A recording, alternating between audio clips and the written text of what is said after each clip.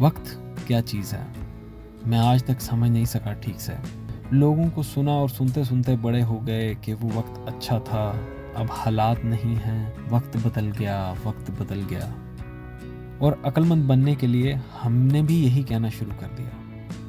میری زندگی میں ایک ایسا وقت آیا کہ جب میں سڑک پر رات کے 2 بجے اپنی گاڑی سے نکل کر شور مچا رہا تھا، آسمان کی طرف دیکھ کے زور زور سے چیخ رہا تھا اور اللہ سے گلہ کر رہا تھا کہ میرے ساتھ تو نے اچھا نہیں کیا، میرا کیا قصور ہے، میں نے ایسا کیا کیا جو مجھے یہ سزا دی۔ میرے ہاتھ میں ایک بوتل تھی جو میں نے زمین پہ دے ماری اور ایک اونچی آواز گونجی اور میں خاموش ہو گیا۔ میں نے ارد گرد دیکھا، سڑک پہ میں اکیلا کھڑا تھا اور میں پھوٹ پھوٹ کے رونے لگا۔ شاید اس وجہ سے کہ مجھے احساس ہوا کہ میں کتنا اکیلا ہوں، یا پھر شاید اس وجہ سے کہ مجھے خود پہ غصہ آ رہا تھا کہ میں تو خود کو بہت بہادر سمجھتا تھا اور میں رونے لگ گیا۔ کچھ دھوکے ایسے ملے زندگی میں کہ جینے کا من ہی نہیں رہا۔ تب میں صرف موت کو ہی سوچتا تھا، کیونکہ میرے گولز اونچے اونچے تھے اور میں ان کو ہاتھ نہیں لگا پا رہا تھا۔ مجھے اس وقت جینا بہت مشکل لگتا تھا۔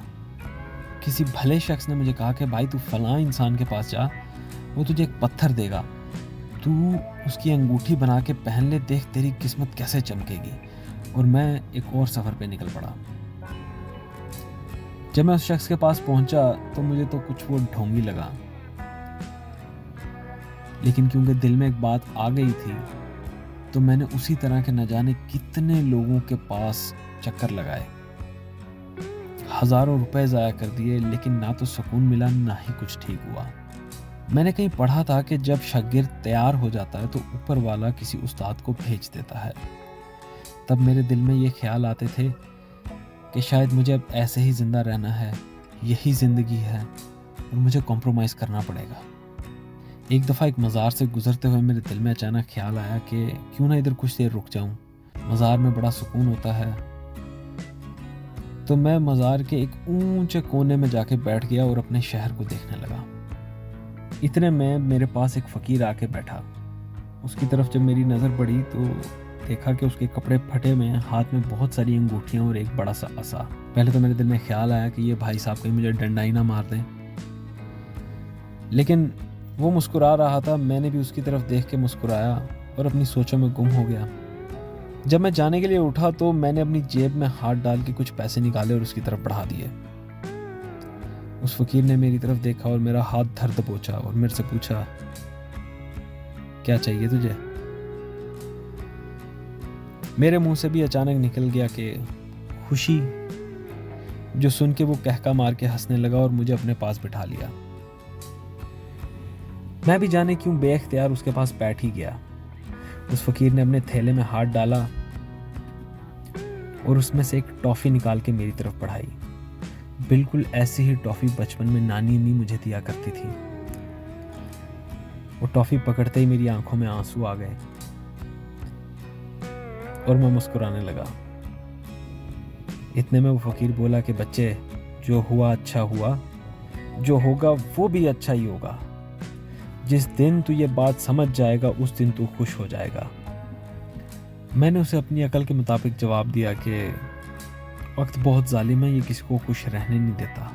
جس پہ وہ مسکرا کے پھر بولا، وقت ایک ایسا حسین طوفان ہے جس میں ہم سب گم ہیں، اور اس طوفان میں آزمائشوں کی بارش برستی ہے، اور جو بھی اس دنیا میں آیا اس بارش میں بھیگ کر ہی جائے گا۔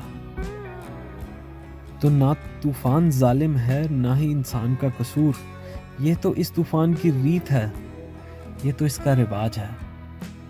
جس پر میں نے اس کو جواب دیا کہ پر میں دکھی نہیں ہونا چاہتا۔ تو مجھے جواب ملا کہ تو پھر تجھے پتہ کیسے چلے گا کہ خوشی کیا ہے؟ اب میں خاموش تھا اور میرے پاس کوئی جواب نہیں تھا۔ وہ پھر بولا، یہ طوفان جسے ہم وقت کہتے ہیں، یہ تب سے ہی ویسا ہے جب سے یہ بنایا گیا ہے، اور اس بارش میں لوگوں کے چہرے، حقیقتیں، کمزوریاں اور طاقتیں سب دھل کے سامنے آتی ہیں، یہ نہیں بدلتا۔ میں نے اس سے پھر پوچھا کہ کیا ایسا ہو سکتا ہے کہ کبھی کسی انسان کو خوشی ملے ہی نہ؟ جس پہ مجھے اس نے جواب دیا کہ انسان تو اندھا ہے، انسان تو لالچی ہے، سب اس کے سامنے ہوتا ہے لیکن یہ دیکھنا چاہتا ہی نہیں ہے۔ مجھے تب اس کی بات سمجھ نہیں آئی مگر یاد آج تک ہے۔ میں نے اس سے پھر پوچھا کہ بابا تمہارے پاس اتنی ساری انگوٹھیاں ہیں، میں اپنے ستارے کے حساب سے کون سا پتھر لوں؟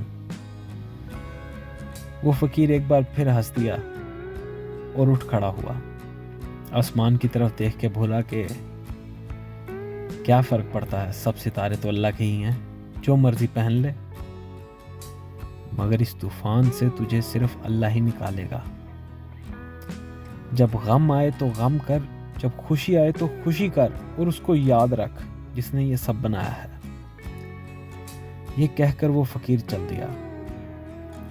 کافی دیر میں سوچ میں وہیں بیٹھا رہا اور سوچتا رہا کہ اس نے مجھے آخر کہا کیا ہے۔ مجھے دوبارہ وہ شخص کبھی نہیں ملا، لیکن میری دعا ہے کہ وہ جہاں ہے وہاں خوش رہے، کیونکہ مجھے آج اس کی سب باتیں سمجھ آ گئی ہیں۔ ہم سب لوگ یہ سوچتے ہیں کہ ہماری زندگی میں کوئی خوشی نہیں، ہماری زندگی میں کوئی سکھ نہیں، جبکہ ایسا نہیں ہے۔